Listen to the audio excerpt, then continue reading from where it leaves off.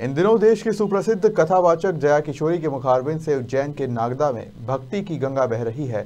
7 दिवसीय श्रीमद् भागवत कथा के 5वें दिन गोवर्धन पूजा एवं कृष्ण बाल लीलाओं का वर्णन हुआ।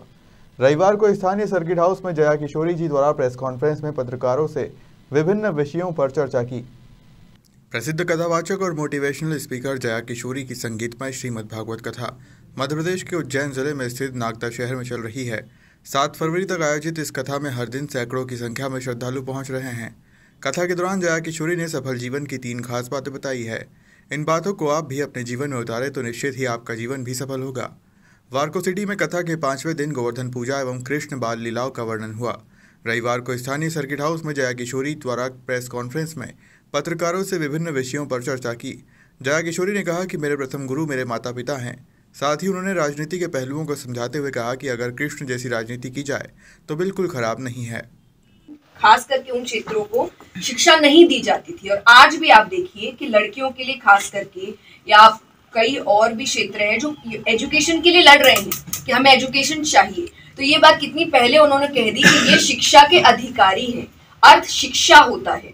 फॉर एग्जाम्पल एक बहुत सिंपल सी आपको बात बताती हूँ मैं, जो सनातन धर्म के लिए कहा गया है कि आपके 33 कोटि का मतलब क्या होता है?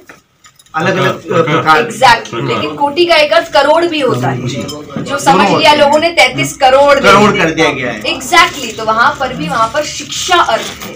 वहां पर जो शब्द ताड़ना किया है वो शिक्षा का अर्थ है। ये शिक्षा के अधिकारी है क्योंकि उस वक्त शिक्षा नहीं दी जा रही थी, उनको शिक्षा से पीछे खींचा जा रहा था। तो ये उन्होंने इतनी पहले कह दिया जो हम आज भी लड़ रहे हैं।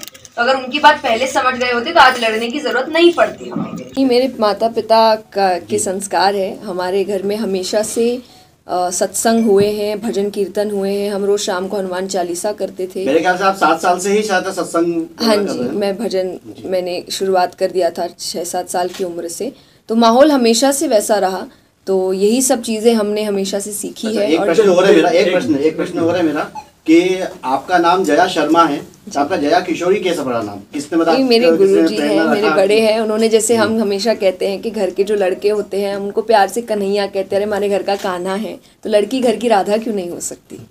इसीलिए उन्होंने, मेरी छोटी सी उनके पास आई थी, उन्होंने मुझे किशोरी कहना शुरू किया। देखिए, मैंने कथा में बहुत सुंदर तरीके से कहा था कि राजनीति बिल्कुल खराब नहीं है अगर कृष्ण सी करी जाए तो अगर राजनीति कृष्ण सी, और कृष्ण सी करने के लिए आपको धर्म समझना पड़ेगा, आपको धर्म सीखना पड़ेगा, आपको गीता जी पढ़नी पड़ेगी।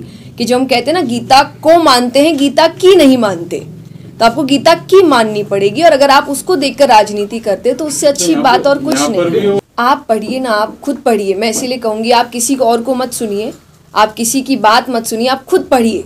आपको अच्छी लगेगी, आपके जीवन में बदलाव लाएगी। मैंने किसी और को सुन के काम नहीं किया है, मैंने खुद पहले पढ़ा है, मैंने चीज़ों को समझा है। मेरे खुद के बड़े प्रश्न आए हैं और मेरे परिवार ने सपोर्ट किया मुझे उन प्रश्नों के उत्तर देने में। तो प्रश्न आते हैं, जब आप शास्त्र पढ़ते कई प्रश्न आएंगे आपको कुछ। और एक सिंपल सी बात है, जो लिखे हैं उनका जो मानसिक स्तर है और हमारा जो मानसिक स्तर है, एक कैसे हो सकता है? कि आपको लगेगा एक बार पढ़ने में आप समझ जाएंगे कि वाल्मीकि जी ने क्या लिखा था या तुलसी बाबा ने क्या लिखा था। इतने तो ज्ञानी हम नहीं हैं। आपको समय लगेगा, आपको गुरु चाहिए जो आपको सही अर्थ समझाए। अब आज अर्थ का अनर्थ हो रहा है। नागदा से कान्हा चौधरी की रिपोर्ट।